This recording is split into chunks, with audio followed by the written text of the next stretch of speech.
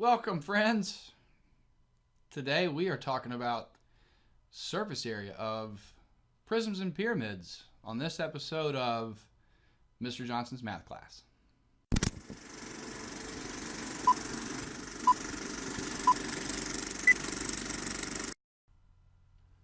All right, here we have a triangular prism. So the first thing I would suggest doing is naming it, determining what it is. And this is a triangular prism.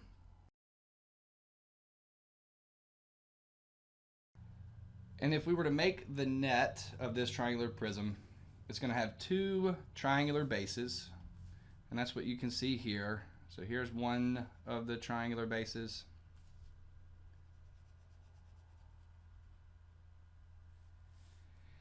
And then it has the three rectangular faces.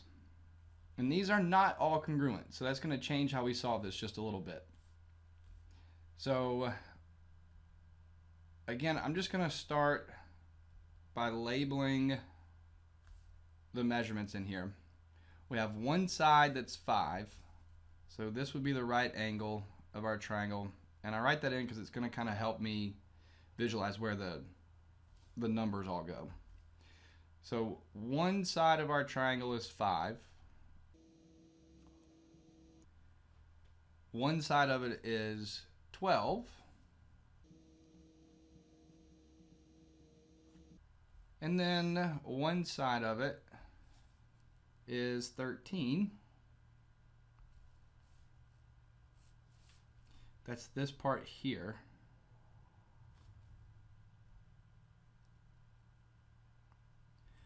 Which is this part. If we folded it together, those two would go together.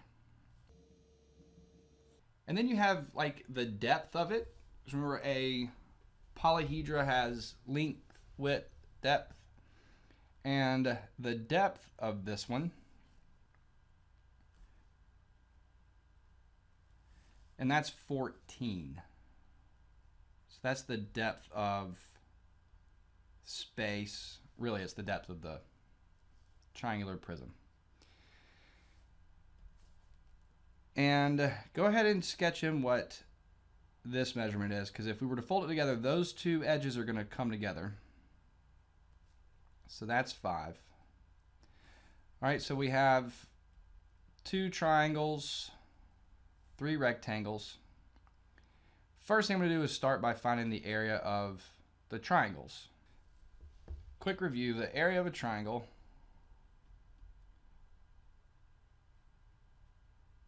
is half the base times the height.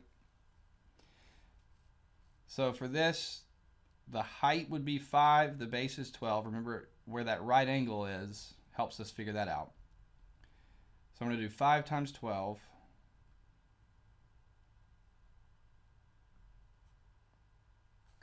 Divided by 2. So the area of these two triangles is 30 inches squared. So we have 30 inches squared, and we have 2 of them.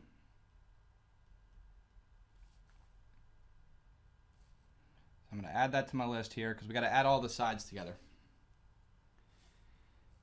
And then we have this rectangle, which is a 5 by 14. So I'm going to multiply 5 times 14. And when you do that, you get 70 inches squared. So add that to our list over here. And then we have this rectangle in here, which is 12 by 14. So I'm going to multiply 12 times 14. And when you do that, you get 168 inches squared. Kind of running out of room there. So add that to my list over here. This is 168.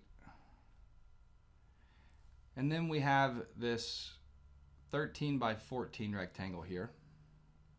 And when you multiply that together, you get 182. So add that to our list.